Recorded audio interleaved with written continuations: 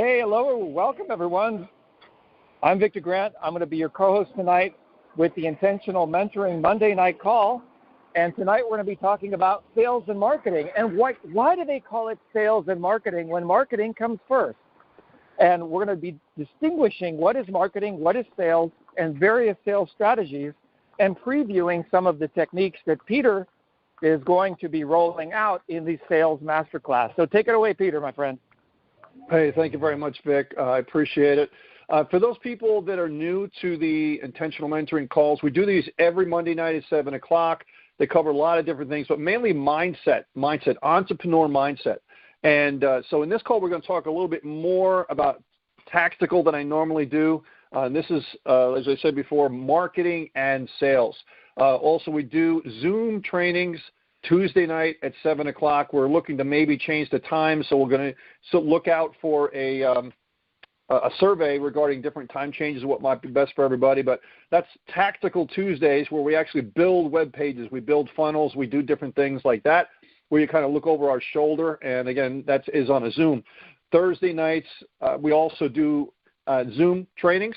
And that is more like a deep dive, where we deep dive into Facebook and YouTube training and Twitter and all these different types of things, where you can actually utilize video and utilize all different aspects of you getting the word out about you and whatever you want to sell. So in total, you're getting 6 to 10 hours a week of training for the Intentional Mentoring group.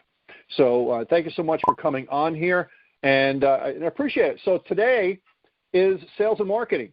And people get confused about what marketing and what sales are. Generally, it says sales and marketing. It's usually marketing and sales. So marketing is usually the part that comes first, and then you're selling. So you're marketing to get people to see you where you do the sales process, right? And what I'm going to be talking about right now is really the elements of sales, okay? And as I said at the beginning, whether you like sales, don't like sales, or you said, I'm not a salesperson. Nobody's born a salesperson, right? You can learn to be a world-class salesperson, and there's no dishonor with being a great salesperson, right? Sales is something you do with people, not to people, okay? You do it with people, not to people. It's really an exchange of emotion.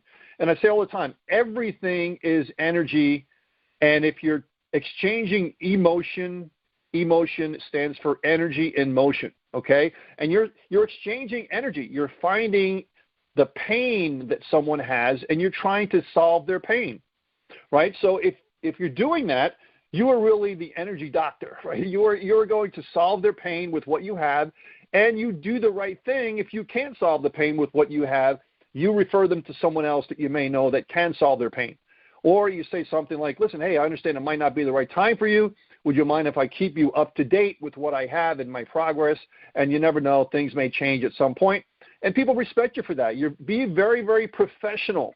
Don't take it negatively and don't take it personally. And, don't, when you get rejected, stick your head in the pillow and you feel like 1,000 pounds on top of you and the world is over. It's just part of the process, okay? So in business, nothing is more important than sales, period. Everything revolves around sales. The entire world would stop without sales, okay? And whether you know it or not, you're selling something. You're selling yourself. You're selling yourself on a job. You're selling yourself to your significant other or potentially significant other. So in one shape or form, you're selling yourself, so which is really sales, but you're not aware of it, okay? The other thing that is also important, and you got to recognize that fact, okay? Ensuring that you're producing the highest quality product possible, or you're selling a product that you believe in and delivering an excellent service is very important as well too, okay? You have to be confident on the company, confident about what you're selling, confident about the product, confident about everything about what you're doing, so you're operating in an integrous fashion, that you're selling them something you believe in. Otherwise, you're really not operating in an integrous fashion to them, okay? So you have to believe. You have to believe. We talk about that all the time too. Belief, and again, that revolves energy, okay? So making sure that customers are satisfied and happy is critical. It's not just about making the sale and moving on. They could be a potential continuous customer for many, many years to come. So even in network marketing or selling anything in general, you can't just say, okay, I made the sale and that's it. You never contact them again.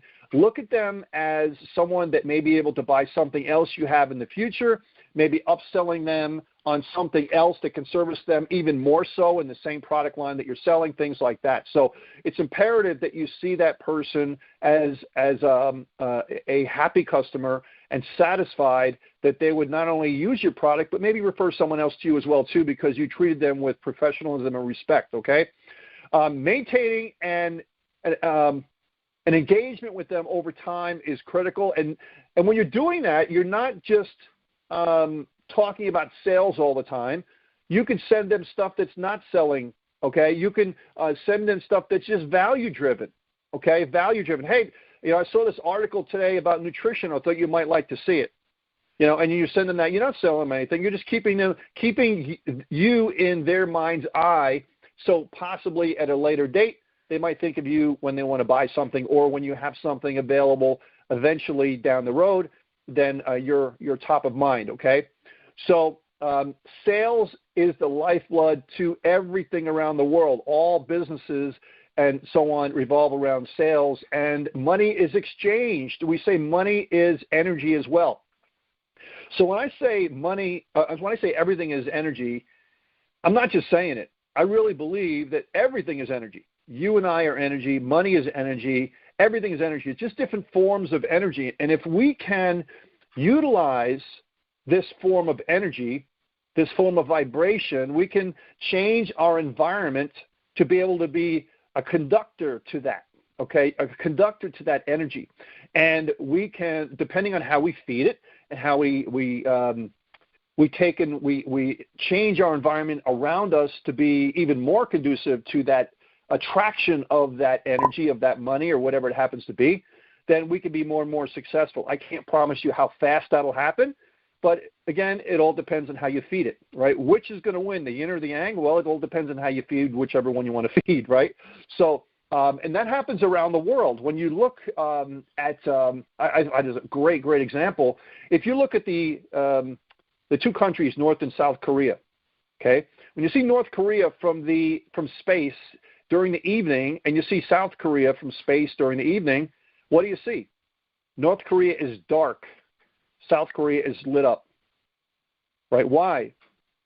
Because sales happen 24/7, and when sales happen, there's a trust that goes back and forth, and there is no trust in North Korea right now, okay?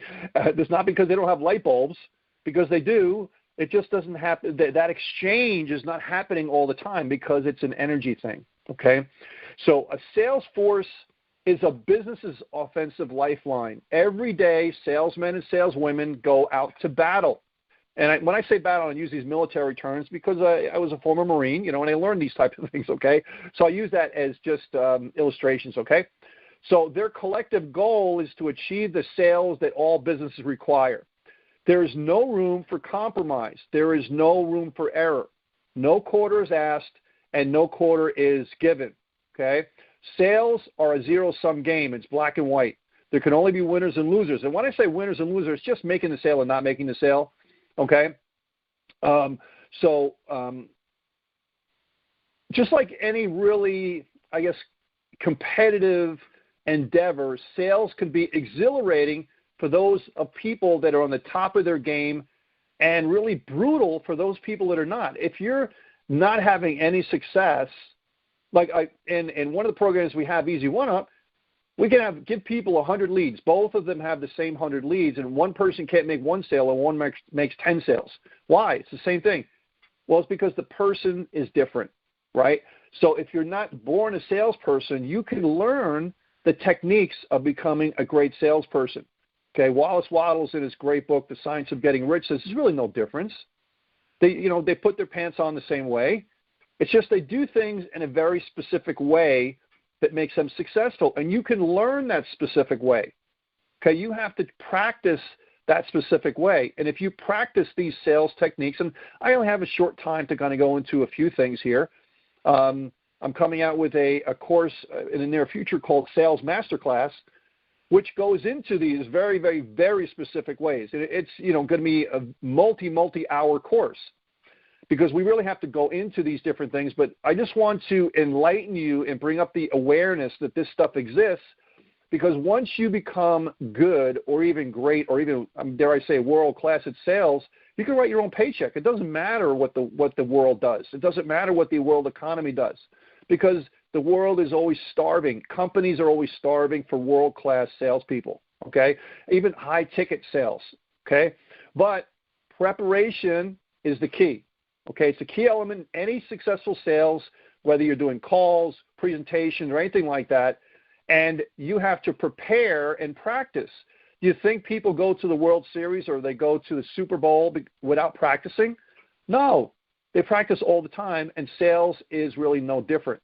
If you want to operate in the Super Bowl of sales, where all the top people there are making lots of money and doing and operating and making a lot of customers very, very happy, then you have to practice, okay?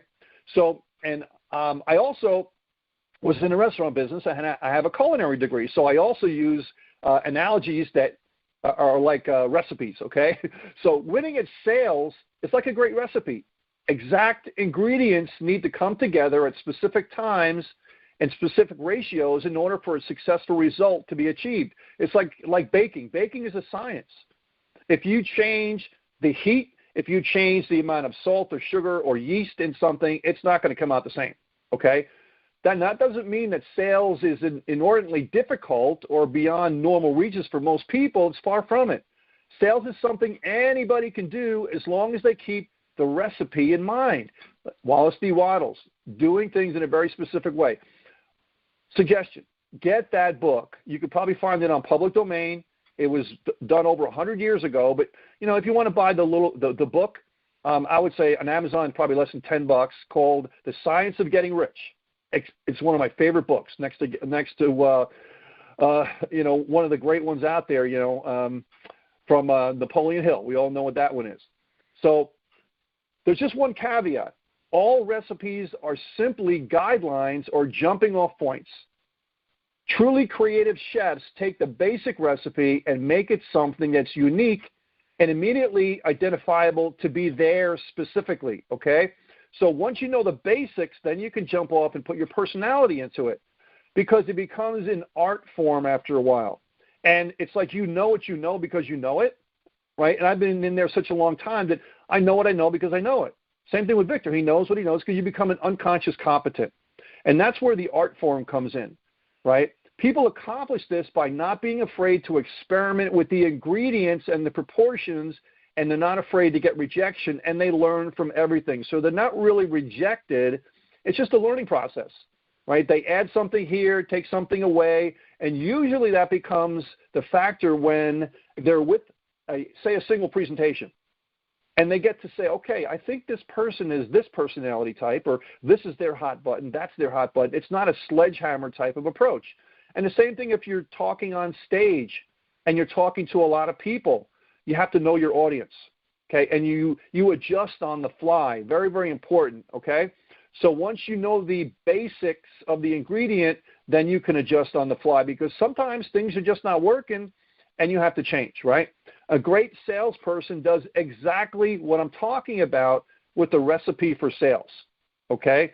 They start with the basic process and they add their own special spin to the mix, their own personality to the mix. Right? They keep a basic script in mind, and they know this inside and out, like happy birthday. You know happy birthday, right? You know what the happy birthday song is. They know this. That's the script.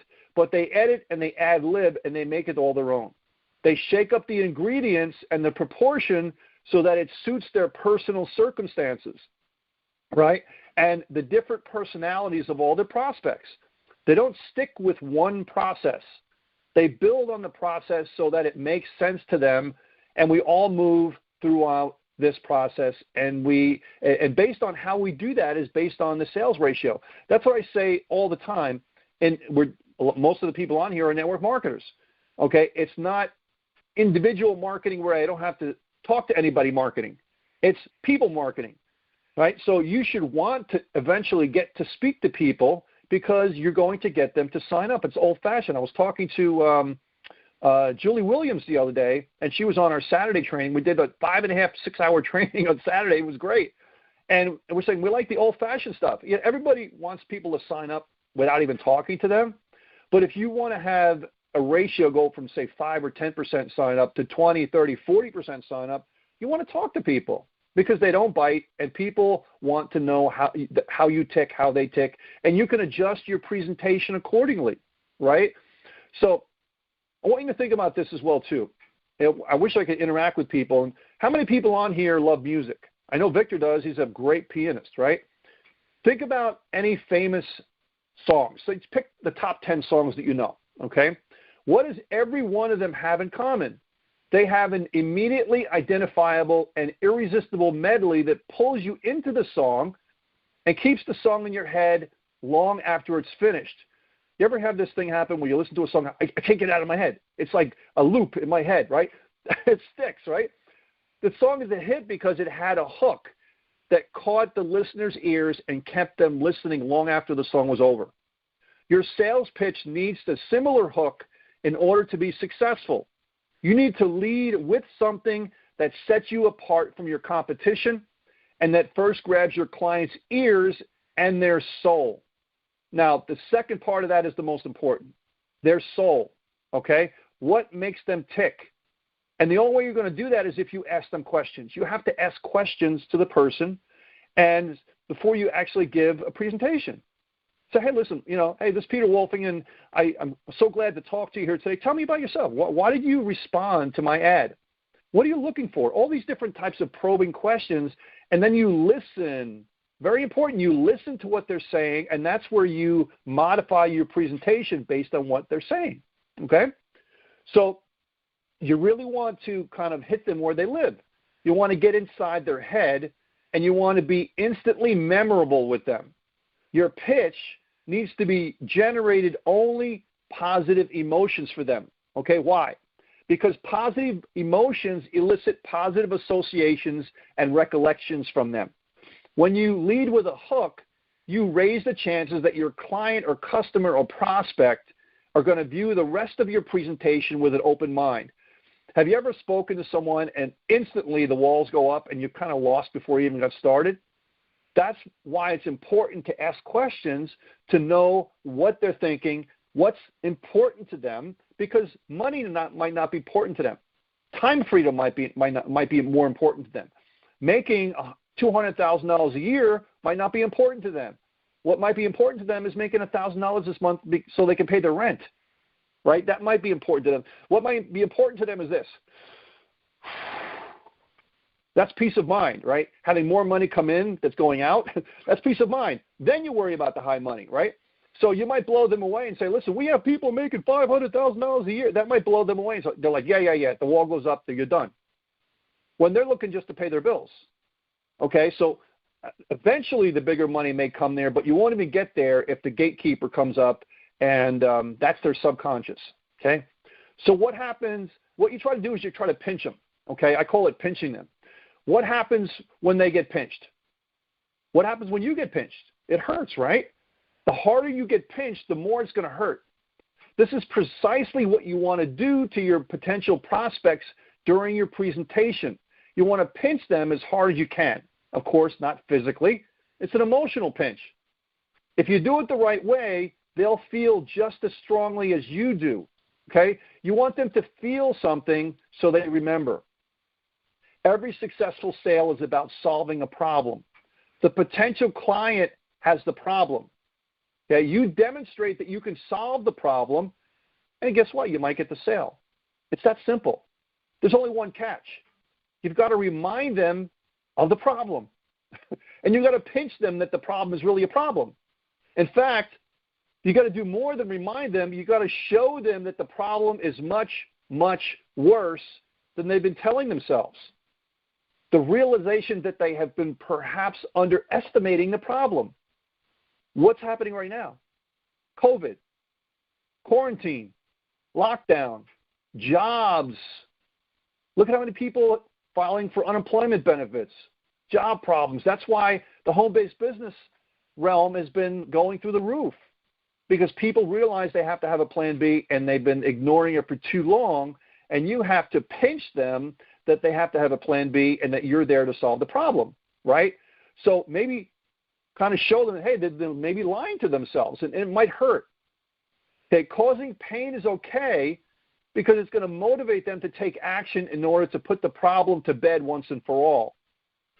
Time freedom might be a problem. Money might be a problem. All these different types of things. So once you've made them aware of the magnitude of the problem that they face, you need to keep their attention focused on it throughout the presentation. It's human nature to sugarcoat things just a little bit. Most individuals somewhat are unwilling to take a cold, hard look at the reality of their situation. If things can be made to seem a little bit better than they really are, then no immediate action needs to be taken place, and you might not get the sales. Okay? Your job during your presentation, whether it's through a lot of people, through a Zoom presentation, or through an individual, is to essentially nip this tendency in the bud, right? You've got to nip it in the bud. And to do this, you need to discuss the negative ramifications of your prospect's problems in all its glory and details, okay? You need to be as graphic as possible. If you can make them metaphorically squirm in their seats a little bit, then you're doing it right. The idea is to set up a twofold idea in their minds. First, that the problem is much more severe than they've been thinking. And second, you want to establish a sense of urgency, that if the action isn't taken immediately to solve the problem, the consequences will be dire indeed, okay? There's an element of guilt or blame at work here as well. Although you will do and say nothing overt to really refer to either, the prospect's really going to experience these emotions at a subconscious level anyway, okay? The feeling is that this can really hurt them if they don't take action, okay? These negative emotions are going to serve to prompt the prospect, whether, again, individual or in group, to take action, to click on the button, or to buy your product, okay? Because you're solving their problem, and you have to stir up sometimes that they have a problem because they might not know that they have a problem. They might have been ignoring that they have a problem. Now, if they don't have a problem, it's your job also to not sell it to them. Because you have to have some integrity here, guys. Professionalism, right?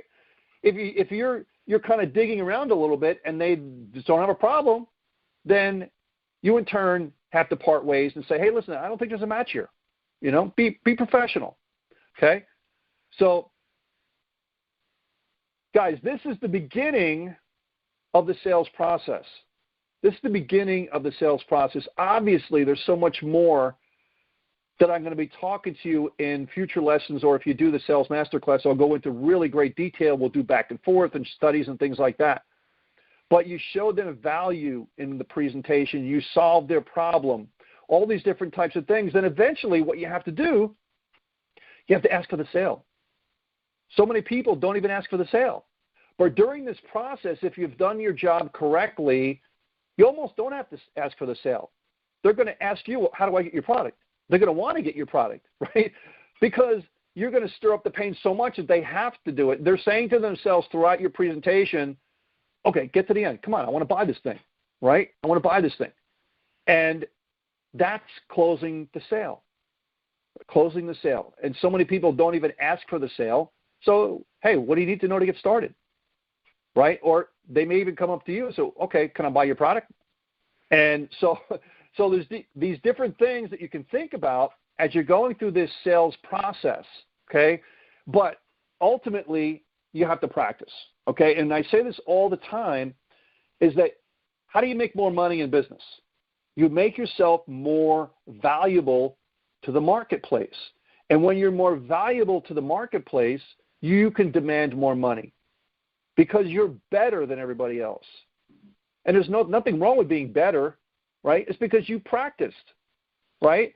You in turn have practiced the sales skills necessary, the awareness necessary to pick up on these little nuances, to be able to use voice inflection when you're speaking to people. Hey, this is Peter Wolfing. How you doing today? Or insteed of, hey, this is Peter Wolfing. How you doing today? You hear the difference? Tone of voice, transfer of energy, knowing and recognizing the type of personality the person is. These types of things are the subtle nuances between I hate sales to I'm okay at sales to I'm good at sales to I'm great at sales to, hey, I'm world-class at sales. Okay? And it doesn't take 10,000 hours to be able to do this. It doesn't. It just takes focused, focused, let me try a better word. Let's see. All-encompassing, white-hot burning desire focus, okay, as Napoleon Hill would say, right? So you, in turn, can do this, and again, as I said before, once you learn how to do this, you can write your own check because it doesn't matter what anything else happens out there. You become the causal factor of your income because practically every company out there wants you because you know what you're doing and you make stuff happen, okay? So I'm going to transfer it over to my significant other here, Victor Grant, and he's going to talk about marketing because in my view, and he might have a different view here, but because we sometimes don't compare notes here, but we have a lot of things in common the way we see things, is marketing is the preparation before you actually get to the sales process. But also, in turn, marketing is you're starting the sales process a little bit as you're going through the marketing process because you're prepping them before you even get to them. So let me turn it back over to Victor Grant, and he's going to talk about marketing a little bit. Hey, thank you, Peter. That was a great introduction. And one of the things that I like to say about marketing is something, I feel like I authored this statement, and it just dawned on me. I say, okay, this is my statement. It's not anyone else's statement. To my knowledge, I originated it.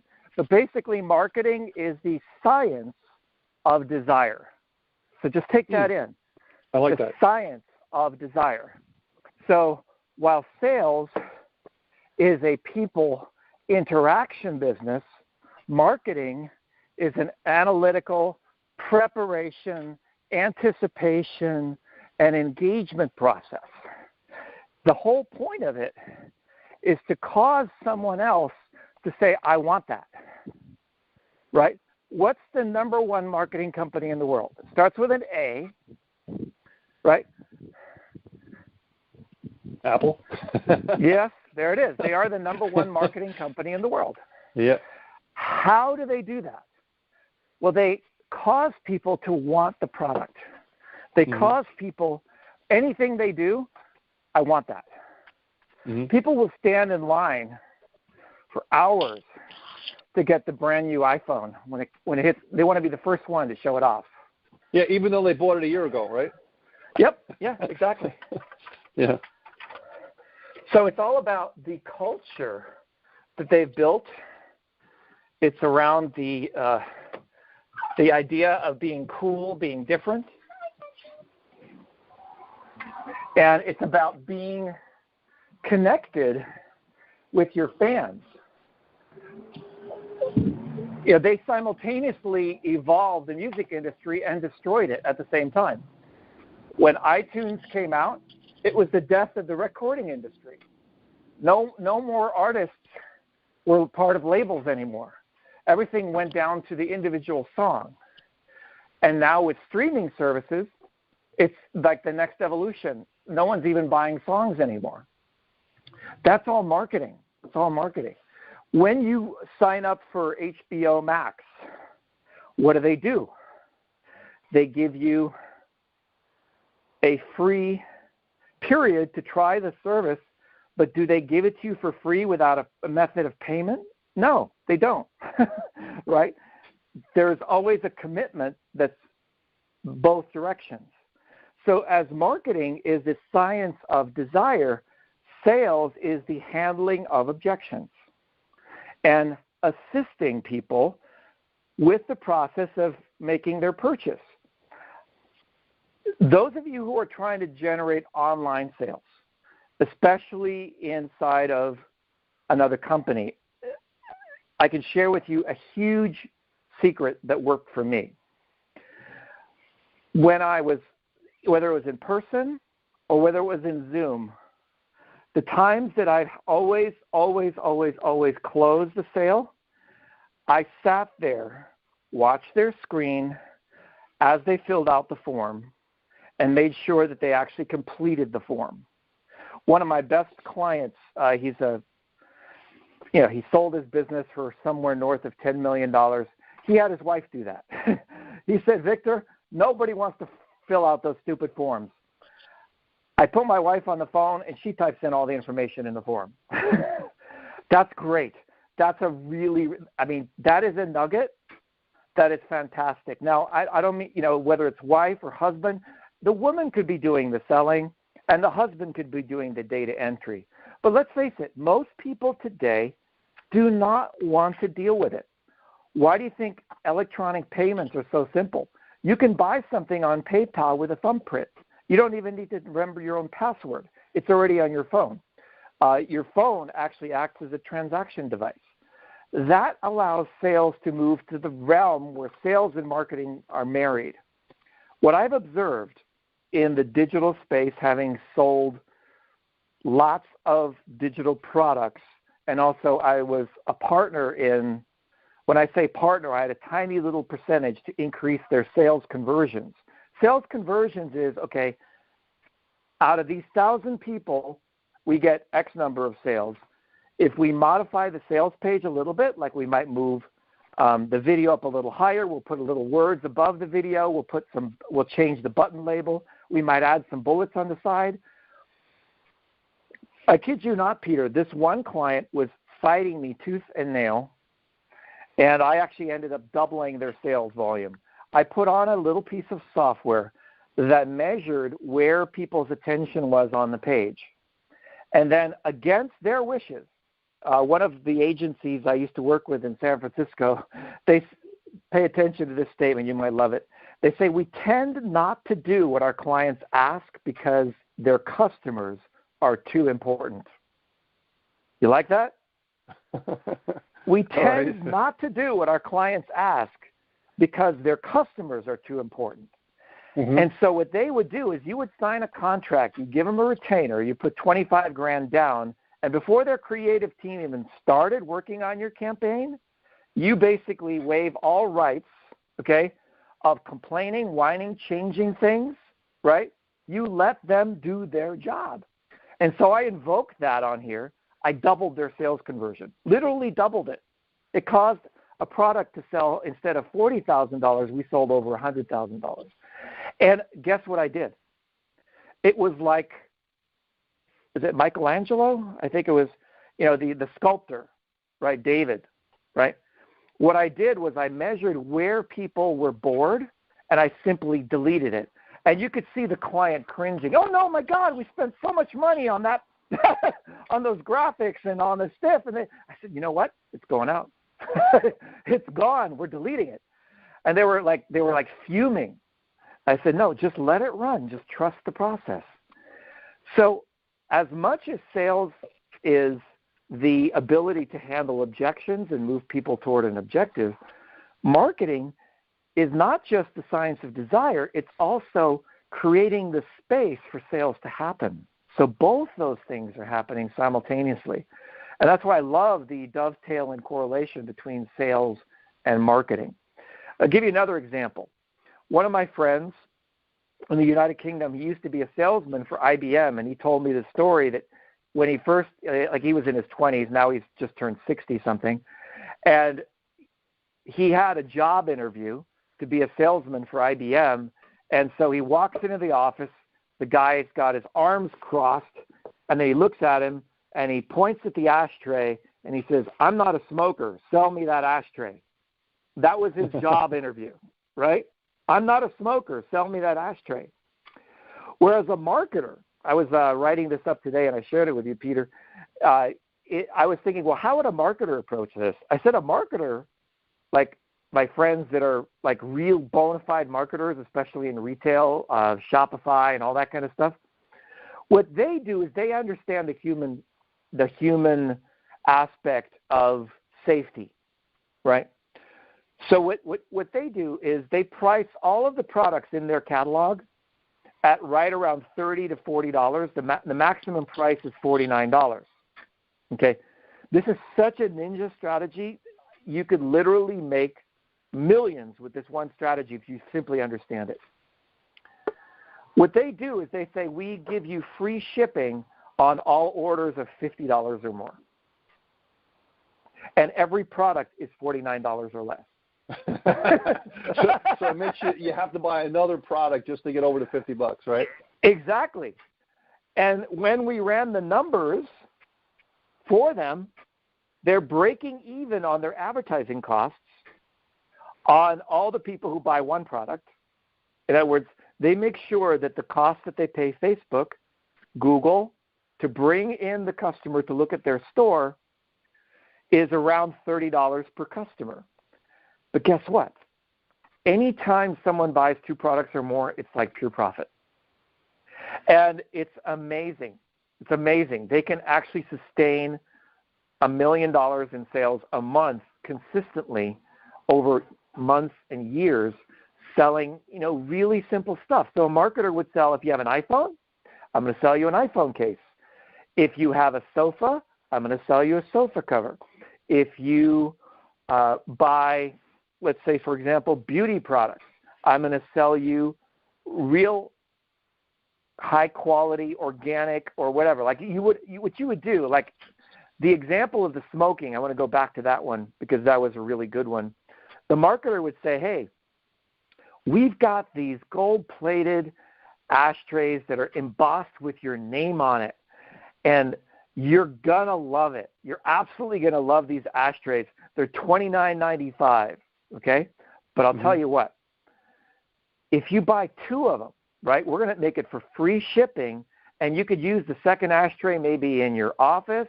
You might even want to give it to a friend who's a fellow smoker and have him remember you. If you don't want your own personal name, we'll brand it with your logo. And guess what? If you buy 10 of them, we will throw in 2 extra for free. That's what a marketer does. They come up with, I almost want to use the word cockamamie. I love that. Well, Victor, how about the ones on TV you see all the time where they say, listen, buy this product, but hey, listen, we'll give you a second one for free. Just pay shipping and handling. Yeah, exactly. And that shipping and handling you're paying is probably all their profit because they have everything calculated into the first one you buy. The second one is all calculated into that, and it's all pure profit because they know you're probably going to get a second one. Oh, just shipping and handling? Great, I'll buy that one too because I'm getting it for free. Yeah. And that's where their whole profit margin is. Exactly. And so a good marketer creates curiosity to see what's on the other side. So like on Saturday, we had a training on landing pages, and what James was saying, I was saying, and you were saying, we were all in agreement that a good landing page should not tell you what's on the other side. It should give you the feeling of what it's going to feel like when you've already consumed the thing on the other side. And that's really, really powerful. And you can do that with an image. You can do it with a single photograph. You can do it with a single image. That's why when you look at magazine ads, oftentimes it's a single image with a few words. Some of the best ads, like one of my friends, he now moved to Montana. He and I used to do branding. I was a programmer, and he was a branding expert, and we used to do websites back in the day. And he came up with this for a ski resort up here in California, and he came up with a really simple idea, the soul of the mountain. That's it, the soul of the mountain. And then they had an image of like the sun, and you're skiing, and it's like beautiful. And it says just, boom, the soul of the mountain. Nothing more. And it's like, whoa, wow, I love that. And sales went through the roof because it was different. It got people to say, wow, this is so different.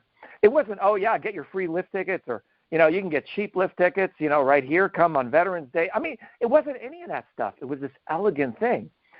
And they actually are the most expensive ski resort in all of the place. Mm-hmm. And they were actually able to use that to bundle it together with a package that include hotel, lodging, and possibly even airfare. So selling as the response to building desire in someone is really the marriage of these two opposites. Very, very few people can do it well in both ways. One of the best people that does this is Marshall Silver, and he's a hypnotist. I first saw Marshall at Las Vegas in a conference before he was really in the digital space. He was just a hypnotist, and he was he had a lot of personal growth and leadership cassette tapes at the time. It was a long time ago, before there were CDs. That did actually exist, right? So he would sell these self-hypnosis cassette tapes, and I remember he would captivate the audience with his presence. Just walk in, and you could say, whoa, wow, this guy's got power. And then he would ask for volunteers, and you would see like half the room raise their hand, myself included. And then he would choose several of us from the audience. We would go up on the stage, and he would hypnotize us, and then we would do these crazy things. Now, I couldn't be hypnotized. I was actually sent back to the seats. That's a long story because I studied hypnosis before that.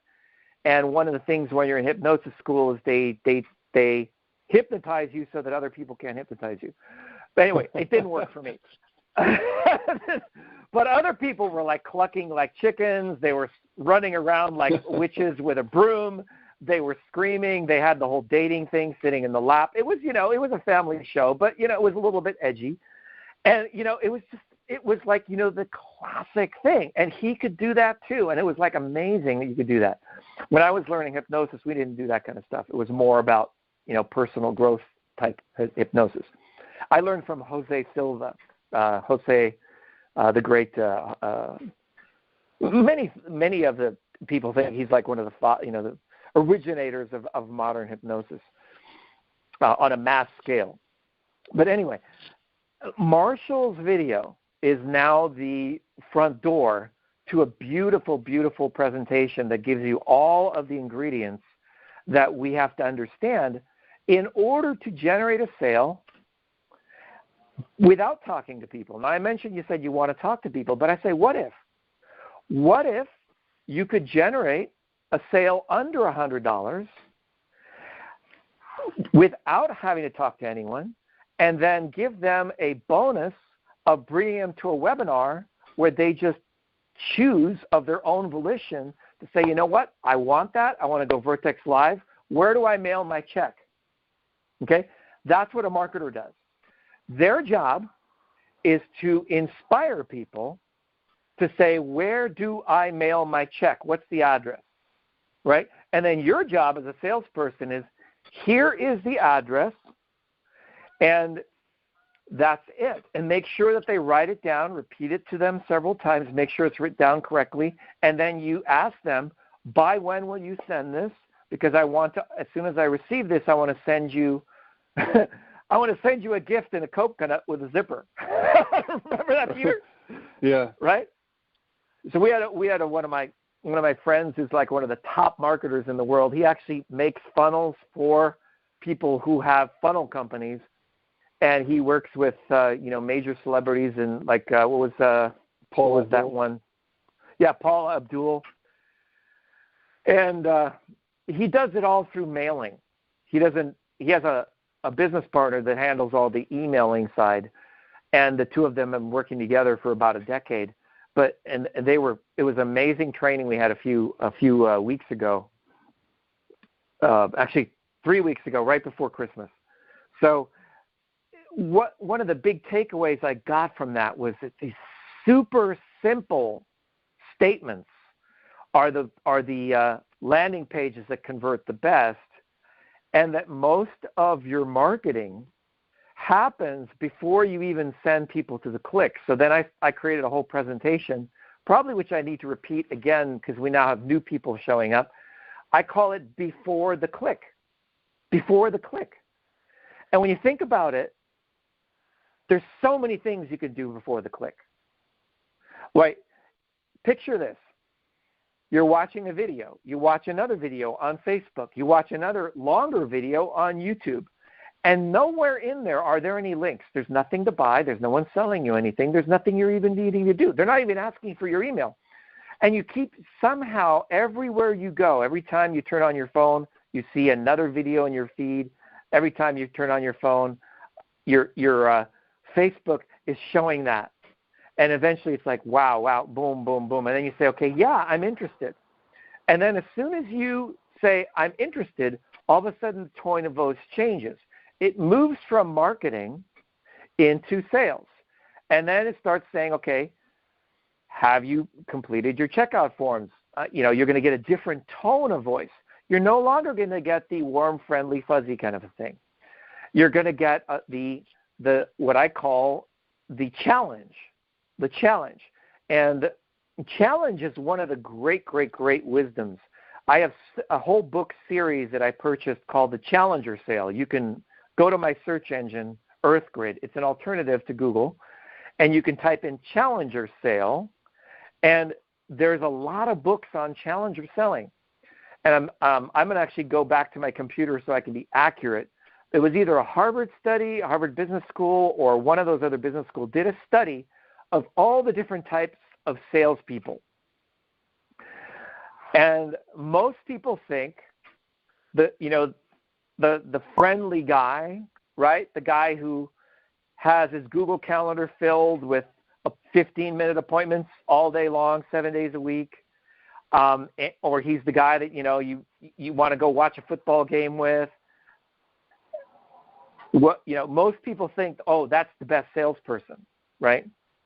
Or the amiable one that, is like the support person. Oh, yeah, anything you need, I'm just going to be here for you, blah, blah, blah, blah, blah, blah, blah, right? And then there's the lone wolf. The lone wolf is kind of like, what was that, the Wolf of Wall Street guy we saw in New York City? Yep. What's his name?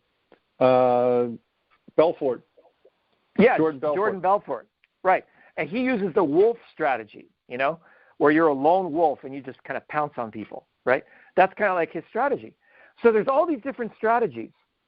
Take a guess I think there's 5 different sales strategies. I could go back inside and pull up my computer and I could show you what they all are. But that was a presentation I gave last year outlining these 5 sales types.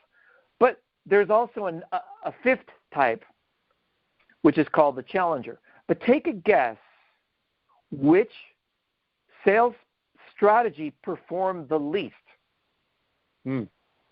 out of 2,000 sales professionals in Fortune 500 companies selling big-ticket items, 2 to 10,000 a month sometimes. In corporate America, it's kind of like called a seat fee. So you say, how many employees do you have? Oh, okay, that's going to be $50 a seat. That's kind of how it is in the real world, right? Mm-hmm. Like when you go to Salesforce, that's kind of how it is. You go to, any of these companies like Salesforce, there's an interview process, but it's more of a qualifier, okay? And they do it all using the qualifier sale. But take a guess which was the least out of, I think it was something like 2,000 sales professionals that they did surveys on. They measured their performance. They were typically on a draw plus commission. That's like what most people, in the real world work. Not in the home-based business industry, but in the, I can't really even call it the real world. Let's call it the old world, right? People in the old world before affiliate marketing, home-based business, and all of these new emerging technologies, that's what people would want. It was kind of a hybrid model. You would get the safety and security of a job, but you also could grow and get like a few points if you made, substantial sales volume as a bonus. Peter, which of the sales types do you think performed the least? Really not sure, buddy. I don't know. It's the amiable. It's the football guy. It's the guy that has the appointment calendar filled. Okay, they performed the least. Guess which one performed the most? The challenger? The challenger, by a factor of 2 to 3 over all the others. And the challenger, the distinction is they will not allow people to buy their product until they prove themselves first. That's the distinction of the challenger. Is that amazing or what? Yeah. So I'm not even going to sell you this thing until you prove to me that you qualify to buy it. That's the attitude of the challenger. Mm-hmm. And so, and I think people respect that. They respect that part of it. Yep. And what they're doing is they're basically saying they're actually trying to figure out genuinely if it's a match for that. I had an experience of a challenger. I was at this conference in San Diego called the Traffic and Conversion Summit. And that's the big one. Yeah, that's the big one. Everyone paid $2,000 to be there. And, there were like 6,000 people. And they even had VIP tickets, which were even more. And then if you were a speaker, it was even more. And then there were, there's various, obviously if you're actually a keynote speaker, you would not be charged. But what was interesting were the parties. And I remember one of these parties was put on by this mailing company. I'm trying to remember the name of it. But basically, it starts at $500 a month and goes up to like $10,000 a month, right? That's this mailing company. And they just do email. And so I was actually being qualified at the party. It was fascinating to watch this guy walk up to me, and he started asking me questions like, how big is your list? Who brought you here? How did you hear about this party? Really nice guy, right? But immediately it was like, whoa. And I said, well, I'm fascinated by this because I've heard about your software. And I kind of turned it back on him. I said, well, this is the software that I use. How is yours better than this one? And what are the differences? Oh, yeah. Well, I have to get you on with product guy. So then he introduced me to the product guy. But then he came back around. And see, challengers always keep passing the buck to a higher expert because their job is to ask you questions to see if you qualify. Then the other person is going, oh, okay, I'm the expert in how the product works and the APIs work and how all this other geeky stuff was. And so then after I finish with the product, I say, wow, this is really, really interesting. Yeah, this is a really cool product. And I say, you know what, let me think about it. I might get back to it. And so then the challenger comes back in. He immediately starts challenging me again. He says, you know what, if you jump on this tomorrow, I can increase your volume, and we could actually sit down with you and map out your business and see how. And I noticed it wasn't no longer, okay, this is really, really important. It wasn't about the price he was wanting to charge me, which was like north of $10,000. It was now about he was going to look at my business, see what our sales volume was, and he was going to show us specifically how we could increase it with this product, right? Mm-hmm. So a challenger will spend a lot longer with you. However, they're going to disqualify you really quickly. Okay? And so the successful challengers, and there's several books on this, and I highly recommend you read all of them, is to disqualify people really quickly if they don't meet your criteria, which means that you have to know what your criteria are. Like, obviously, if you're charging $500 a month, if someone has an email list of 500 people, that's stupid. You don't need their product. Go to MailChimp, right? If they typically work with people that have 100,000 plus email list size, and that's what they were looking for. They're looking for people like that to say, hey, we have the best delivery. We actually do stages. We do all this research. We have all this science behind it, and we're going to make you, really bring you from $100,000 a year company to $1 million a year company. And here's the path that we've done it, and here are the people that we've done it for, and here's how it's done. And so a lot of you might be thinking, well, what does this have to do with Easy One-Up? It has everything to do with Easy One-Up. Because when you see Vertex Live as a starting point for your relationship, then you're no longer going to want to sell that $25 product anymore. You're going to want to find a way to sell that $25 product in an automated fashion. You're going to want to find a way to cause that to happen almost like so simply. Like, you can do it in an automated fashion. Everyone signs up for free. Everyone creates an account. You export all those emails, email all those people, or just send, I think there's an email tool inside of Easy One Up. If not, just click send all, send to my team. I think there is a send to my team. So you send it to your team, hey, we're having a Zoom webinar Tuesday, 5 p.m., be there. And we're going to be talking about it. And then what you do is you walk people through, hey, take a look. This is what these products look like. And you always want to focus on the product when you're a challenger. You're focusing on how the product solves a problem that your prospect has. Mm-hmm. Okay? And so your marketing is solely to get them to the webinar. Nothing more. You're not there to sell them anything. You just show up. And then once it's there, it's okay. Now everybody follow the leader. We're all going to do this together. And see, now you're not sitting there one by one signing people up for a $20 product with $5 admin fee. You have 100 people in a Zoom session, and all of them sign up, right, at whatever level. And you want to create bonus. And the rule of thumb is 3. Remember, so if the product price is $500, you've got to create something has a perceived real-world value of $1,500. Like I have a Facebook training. It sells for $2,000. When people join at a $1,000 level, I give them that training as a bonus. Okay?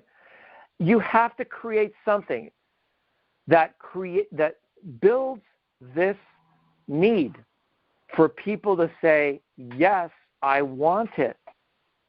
Okay? Remember, marketing is the science of desire. I'll close with one last story.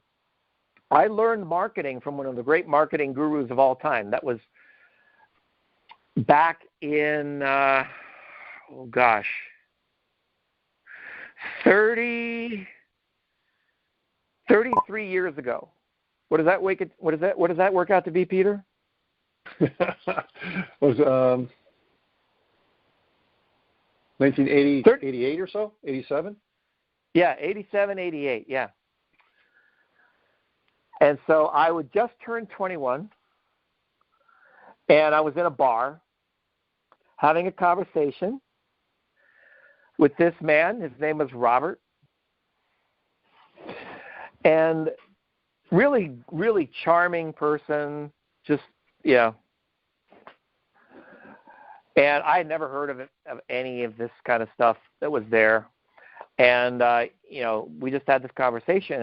And I asked him the question. I said, well, what brings you to San Diego? You live in Utah. I said, well, I do real estate deals out here. And I was just teaching a master class. It starts on Sunday. It starts tomorrow, Saturday. It's 2 days, Saturday and Sunday, and it's going to be a marketing class. I said, well, yeah, I'm actually studying marketing in college right now, and I'm having a struggle. I'm struggling with this topic because it just doesn't seem real to me. It just seems like it's all this, this textbook stuff that doesn't seem to be anything like what I see in television or any of that kind of stuff. And he said, yeah, that's right, because what we do is we teach something called direct response marketing. I said, wow, what's that? I said, okay, supposing I write a book. And my hook for that is you can drop me in any city, anywhere in America, and with nothing down, I would buy a piece of real estate, flip it, and make at least $100,000. Just give me a $100 bill, drop me in any city in America. He says, wow, have you really done that? I said, yeah, I've done that. Yes, I've written a book called Nothing Down. I just happen to have a copy of it. Here it is. So then he hands me this book, and I autographs it. I said, wow, I've never heard of this book, but yeah, I'm really into real estate. That sounds fantastic. So he says, you know what? I've never done this before. Everyone else paid $3,500 to be there, but I just want to give you this as my gift and have you come. Can you make it tomorrow and Saturday? I said, yeah, sure. I live right up the street, no problem. I'll just walk down here. This is in La Jolla, California, just out north of San Diego. So I said, great. I said, yeah, so let me know how you like the book, and I'll see you there tomorrow morning. So I got there early. I grabbed a nice seat. The table was like a U. So Robert was sitting there at the very, very beginning, the top, and he had like a flip chart, butcher paper. This is before this is before they had whiteboards, right? You remember those big pens with the whiteboard? And before PowerPoints, right? yeah, before PowerPoint. And on every table there was like this binder. I still have that binder. I kept it forever. Just like, oh wow, this is great. So I sat down, and I was leafing through the binder, and this kid, he's a little bit older than me, not too much older. His name is Mark. Sits next to me, and we ended up being like workout partners, workout buddies. Well, long story short, I learned direct response marketing. I learned how to sell by writing copywriting. I learned what copywriting was. I learned how to write sales letters that you would put envelopes on, and what I really wanted to do was to see, okay, well, how could I turn that more electronic? That was like my whole thing, because I wanted to see, okay, I didn't want to do this mailing thing. I wanted to do it electronically. And so when email came out, I was like, wow, this is amazing. But the fellow to the left of me I was sitting down with, his name is Mark Victor Hansen. That's before he wrote Chicken Soup for the Soul. It's before he co-authored the book, The 1 Minute Millionaire, with Robert G. Allen, who was presenting. Robert G. Allen was the gentleman who comped me into the mastermind. And so I learned from the greats of the greats, in this space. And everybody there walked away with a sense of awe and wonder that it was possible, right? And so Mark went on to go create Chicken Soup with Jack Canfield, and I met Jack later at the called Income Builders International, and then later became CEO Space with Bernie Dorman, and love Bernie and his family and everything like that. There's a fantastic organization. If you have a chance to go into CEO Space, it's great. But there's lots and lots of journeys that happen. And so I almost think that sales is a journey. I just kind of thought of that. Sales is a journey, and it begins with marketing. Write that down. Peter, if you write that down, that's a really good one. Sales is a journey, and it begins with good marketing. Yep. Okay. Right? And so as marketing is the science of desire, sales is the natural evolution of simply facilitation. It's making it easy for people to follow through. That's it. If you do good marketing, the sales process is going to be very easy. If you do bad marketing, then the salesperson has to do a lot of work. Now, selling the ashtray to a non-smoker. A marketer would never even try to do that. A marketer would do two things. One, they would ask a question. Do you smoke Marlboro, or do you like something organic? They would ask a question like that, which is actually an assumptive close in itself. And if you did nothing at all, then they would know you're a non-smoker, and they would probably try to sell you a vacuum cleaner. If you did respond to that, then they would sell you the ashtray with a follow-up message that would say, hey, guess what? We'll give you 2 ashtrays for the price of 1 with free shipping. So I hope you got some value from today. We're going to be doing a Tactical Tuesday tomorrow, unlike any other, and you guys have homework, okay? I'm going to be sending a marketing email whose sole objective is for you to watch a 1-minute video with my friend and Peter's friend, Marshall Silver. 1 minute. That's all we're asking you to do. Watch this 1-minute video.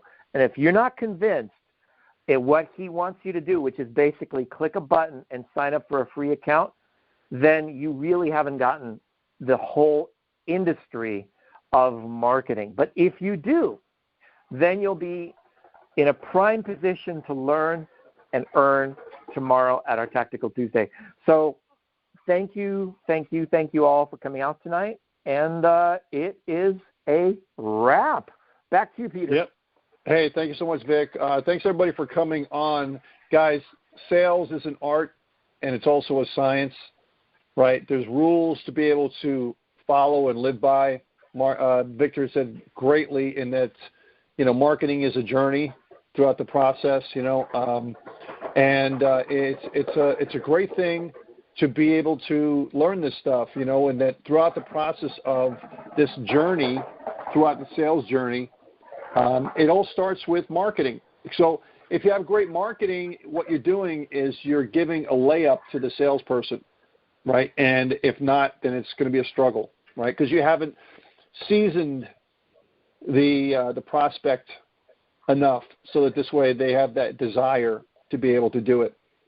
So, again, I hope you've had a lot of value out of today's call. We do these calls every Monday night, and you'll probably get an email asking for you to do a simple poll. We want to find out if, hey, you want to stay with the time we have, or you would like to have something in the afternoon instead. And they'll have multiple times on there, so we want to find out what's the most beneficial for most people to be able to attend these calls and these Zooms that we have throughout the week. So hopefully you guys have a great evening. We'll look forward to seeing you on Tuesday and Thursday, should you be able to get on the Zooms, or coming back next Monday. So remember, guys, you have the power to be able to make this sales process happen, this marketing process happen. And it's just a matter of practice and doing the process, okay? You can become a world-class salesperson. You can learn the marketing stuff and to be able to make your dreams come true. Thanks so much, everybody. This call is a wrap. Have a great evening, guys. Bye for now.